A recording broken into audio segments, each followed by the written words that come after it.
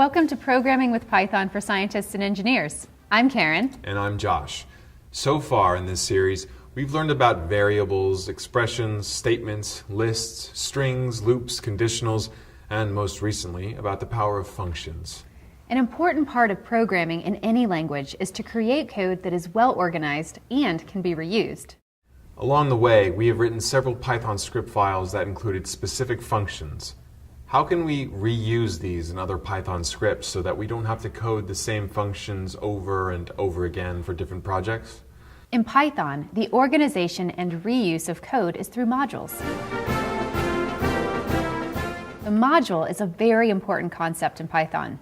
But what is it? Modules are programming units that should consist of related variables and procedures that form a cohesive block of functionality. Modules allow you to organize your code into logically connected units. In fact, in Python, every program file is a module. Most of the time, we use modules written by other programmers. There are hundreds of modules and packages.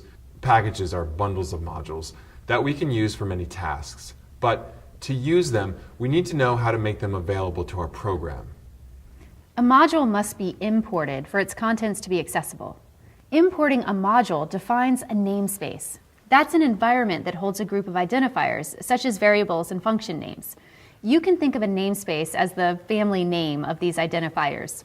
In Python, namespaces take the name of the module in which they are defined.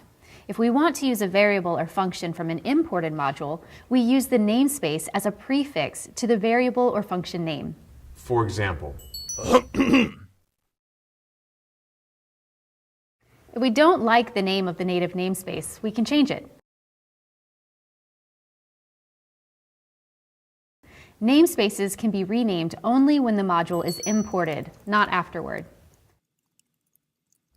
we can bring individual function names into our current namespace with a different form of import, such as this. Both the square root and exp functions are defined in the math module, and we now have these functions accessible within our current script without the need to use the math namespace prefix. Most modules contain a lot of functions, and we may need to use many of them. For instance, if we want to load all the symbols, functions, and variables in the math module, and we don't want to keep typing the word math, we can use from math import asterisk.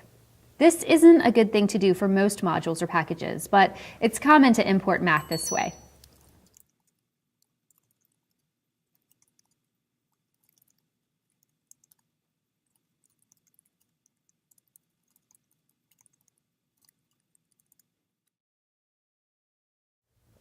We're now ready to put all these concepts together to write a longer program. When you write programs, it's a good idea to put the general work into a function conventionally called main. Then you must invoke it with a special condition. Let's try this on a concrete example. The problem we're going to solve is to implement an ancient method for finding square roots. It's known as the Babylonian method, and it's at least 2,000 years old. The idea is that if s is an overestimate of the square root of a non-negative real number x, then x over s will be an underestimate. So, the average of x and x over s will be a better guess of the square root than s was. This formula also works if s is an underestimate, because x over s will be an overestimate. We can repeatedly compute for new values for s until the difference between the old and new values is small, usually given by a specified tolerance. The Babylonian method is very fast. It approximately doubles the number of correct digits at each step. So we can create a loop construct that continually updates s using the following formula until we reach the desired accuracy. How do we write this in code? First of all, this is a well-defined task that we might want to use for different values. Let's write it as a function called bab square root. It will need one argument, the number whose square root we want. Let's call it x, and it will return the approximation of the square root of x.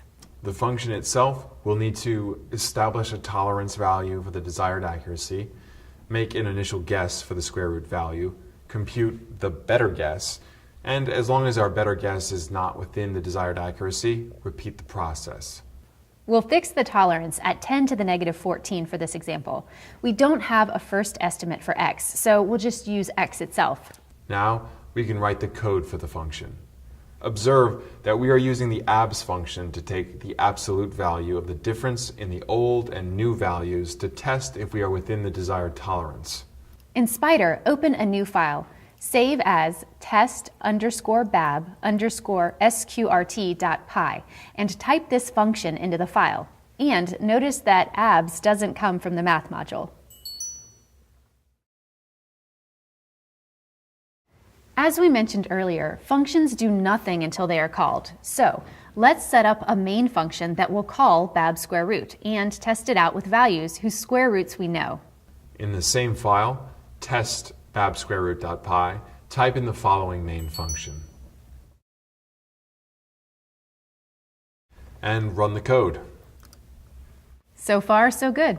The only value that seems a little strange is the square root of 0, but the accuracy is within our tolerance. Now let's try a handful of other values. In the editor pane, modify tests to the following. Again, run the code. What happened? It prints the results for square root of 2 and 10.3, but appears to be stuck on -2. Go ahead and click on the red button at the top of the IPython console. Let's think about what's happened. If we reread the description of the Babylonian method carefully, it says that it works for non-negative real values, and we tried to give it a negative value. Well, you might say, we just won't ever give it a negative value. But wouldn't it be better to have the function check for conditions that might prevent it from doing its job properly? For example, we could choose to have it return none for a negative value. That's easy enough to fix. Just insert the line, if x is less than 0, return none, as the first line in the function above line tall equals 1.e -14. This statement will force the interpreter to exit the function if x is a negative value. Otherwise, the interpreter will continue with the rest of the function. After adding this line to the bab_root function, rerun your code. Now, your code is able to handle situations where an invalid value is sent to the function. In the current state, we have both the bab_root function and main program code defined in the same file.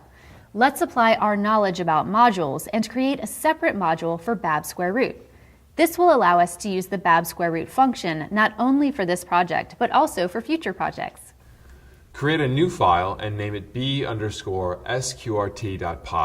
Next, cut the entire code block that defines the bab_root function in test bab_root.py and paste it into the b_root.py file.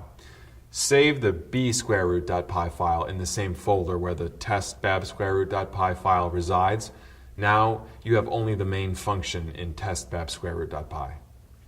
To use our new module in test bab_root, we need to add an import statement. At the top of your program below the docstring, type from b_root import bab_root. This line tells our main program to import the bab_root function we defined in the b_root module, that is, the b_root.py file. Save the file and run the program. Okay, it appears that we are getting the correct values, but how do they compare with the square root function built into the math module? Let's test it and see. At the top of your program below the docstring, type from math import sqrt. Now replace your print statement with the following code.